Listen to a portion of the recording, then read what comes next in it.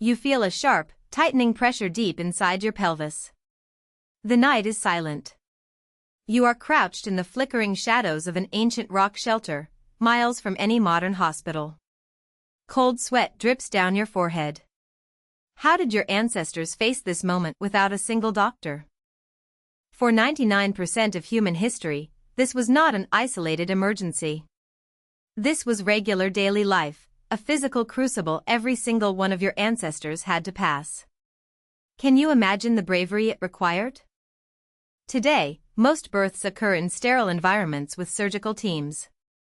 But for 300,000 years, the birthing ward was simply a circle of dirt, a pile of leaves, and a few embers. There were no safety nets. To understand this mystery, anthropologists look at your anatomy. Your pelvis is remarkably narrow. This is the evolutionary price paid for walking upright on two legs. It forces the birth canal to be incredibly tight and twisted. Consider the chimpanzee, your closest relative. A pregnant chimpanzee experiences a rapid labor. Her birth canal is a straight tube that accommodates the infant easily. She does not require assistance, simply walking into the trees to groom her baby in solitude. The difference lies in the massive expansion of the human brain. Your ancestors evolved large prefrontal cortexes, allowing for language and toolmaking, but this created a mechanical conflict. The baby's head grew larger, while the pelvis grew narrower for walking. Dr. Wenda Trevathan calls this phenomenon obligate midwifery. Human mothers are hardwired to need assistance. Unlike the chimpanzee, the human mother faces extreme alignment challenges because the baby's head is too large for the opening. Anthropologist Karen Rosenberg discovered that a human baby must rotate mid-birth canal. It emerges facing backwards, away from the mother. If you tried to pull the baby out alone, you would risk snapping its fragile spine. Humanity solved this through cooperation. Humanity survived because tribes grew tighter. The tight-knit nature of early human bands allowed for shared childcare and cooperative birthing. Your ancestors turned a hazardous biological limitation into an opportunity for deep social bonding. Our greatest vulnerability became our greatest strength. Dr. Holly Dunsworth challenged the idea that birth is a skeletal mistake. Her research reveals that labor starts because of the mother's metabolic limits. Your body can only provide a certain amount of energy before reaching a hard ceiling. Let us reconstruct an actual birth from 50,000 years ago. You are kneeling on soft pine needles inside a sandstone cave. Your hands grip a sturdy wooden staff planted into the earth. The older women gather in a protective circle.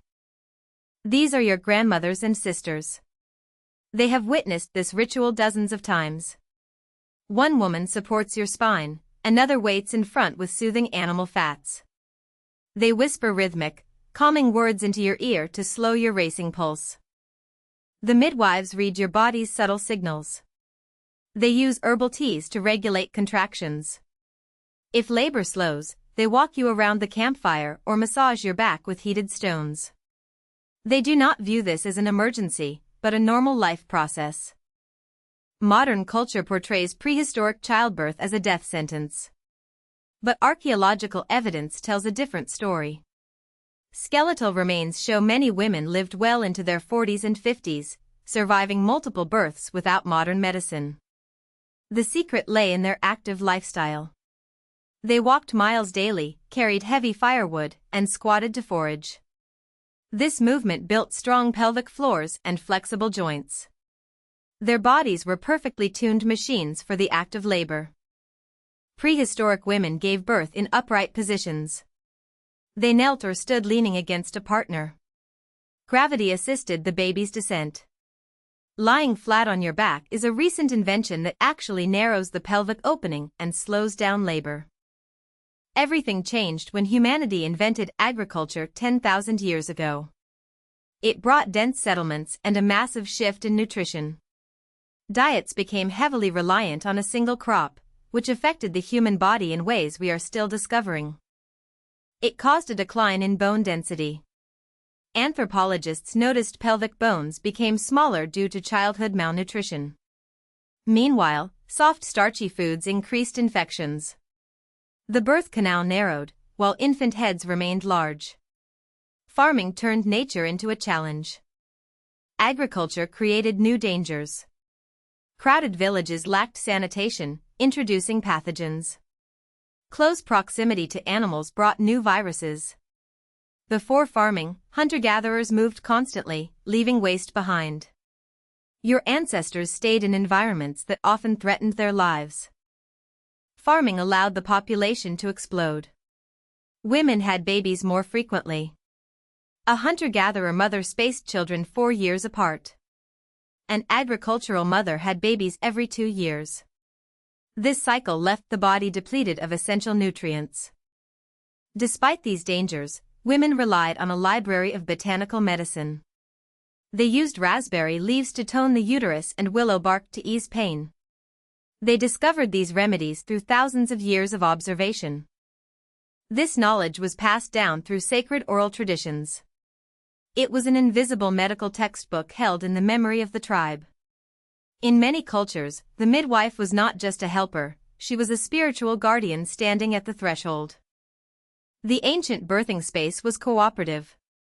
While women attended the birth, the tribe handled all daily chores. They hunted, cooked, and watched over older children. They kept the campfires burning to provide warmth and safety. Today, many parents are isolated in homes. They lack the daily support of a community. Your brain is wired to expect a village of 20 people. When that village is missing, your nervous system interprets it as a threat. When a baby was born, the ritual was not over. Midwives waited until the cord stopped pulsing, ensuring the infant received all placental blood. They cleaned the baby using soft moss. Then, the baby was placed on the mother's chest. Skin-to-skin contact stabilizes heart rate and regulates temperature. It triggers oxytocin, the bonding hormone that also helps expel the placenta. Prehistoric humans followed their instincts, trusting the perfect natural design of birth. After birth, the mother rested for weeks. The tribe provided nutrient-dense bone broth and berries. She was not expected to work. This rest allowed her body to recover strength and protected her from infection. Your body carries the same blueprint as those ancient women. The same hormones, the same pelvic design, the same need for community. Childbirth is a shared triumph that required cooperation and resilience. You are here because of that chain.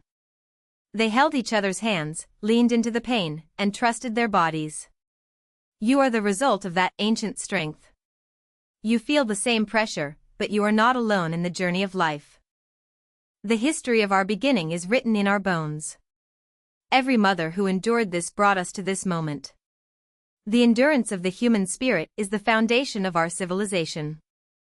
Biological necessity meets social bonding. This connection is the heartbeat of humanity. We are designed to reach out to one another during the most transformative moments of our existence.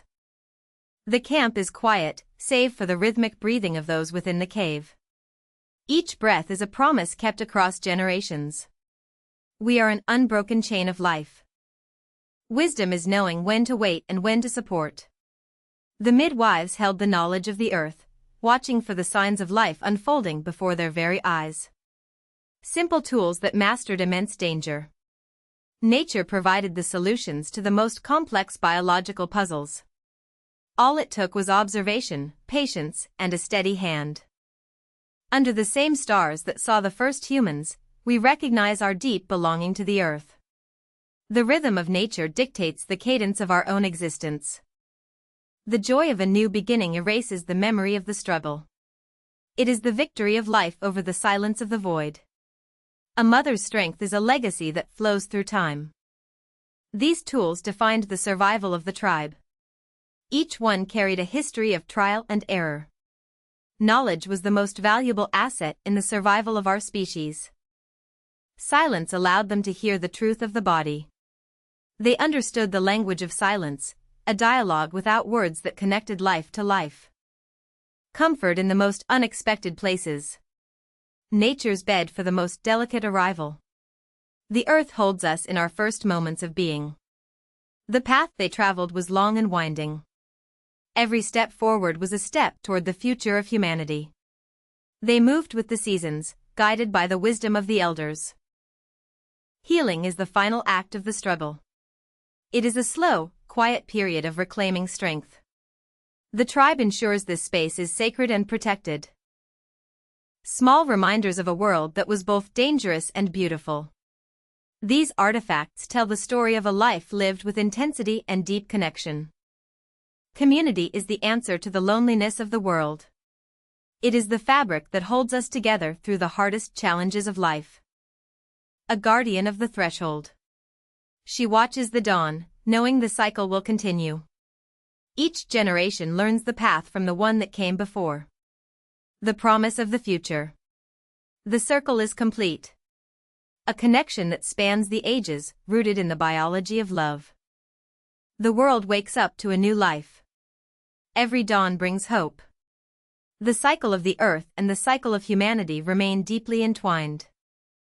You look at the child and see the history of your people. You are the witness to the legacy that survived thousands of years. Shadows hold the stories of our ancestors. They are the quiet echoes of the struggles that built the world we live in today. You carry the resilience of the past in your own veins. Remember the strength that brought you here. You are the descendant of giants. The dawn of a new era.